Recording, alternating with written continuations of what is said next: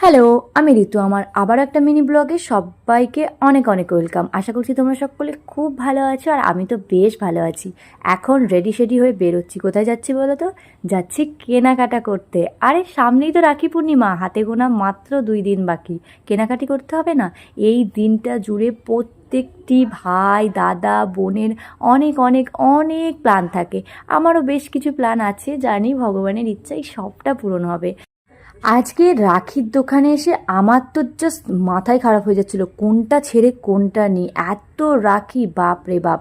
তারপর চলে এসলাম গোপু সোনার জন্য বেশ অনেকগুলো জিনিস কিনতে, কারণ সামনেই জন্মাষ্টমী, আর আমি যেহেতু বাড়িতে যাচ্ছি আর বাড়ির গোপুর জন্য জন্মাষ্টমী, আমার তরফ থেকে তো কিছু গিফট তো থাকবেই, তাই না? তাই টুকিটাকি যে সমস্ত শপিং ছিল প্রত্যেকটা জিনিস কিনে চলে এসেছিলাম মায়ের মন্দিরে। আর এখানে আসবো, মাকে দেখবো না সেটা তো হতেই পারে না। মায়ের এই সুন্দর মুখটা দেখলে আমার দিন আরও বেশি বেশি ভালো হয়ে যায়। মায়ের মুখটা কি মিষ্টি না।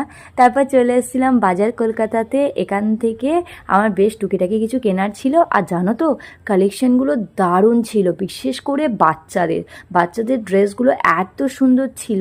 তো আমার যে জিনিসগুলো লাগবে, আমি যতটা আশা করেছিলাম তার থেকেও খুব সুন্দর সুন্দর সমস্ত জিনিস পেয়ে গেছি।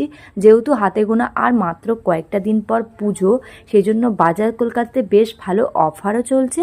আর এখানে জিনিসপত্র নিয়ে তো কোনো কথাই হবে না। সেই জন্য আমার প্রয়োজনীয় যে জিনিস লাগবে তার থেকে একটু বেশিই কেনাকাটি করে এখন যাচ্ছি বাড়ির দিকে। বাড়ি এসে দেখলাম মামুনি এখানে রান্নাবান্না বসিয়ে দিয়েছে। এদিকে হচ্ছে ভাত রুটি, আর সঙ্গে হয়েছে আজকে বাঁধাকপি আলুর তরকারি। তো চলো, আজকে ভিডিওটা কেমন লাগলো জানিও। দেখাবে নেক্সট ভিডিওতে। আজকের মতো টাটা, বাই।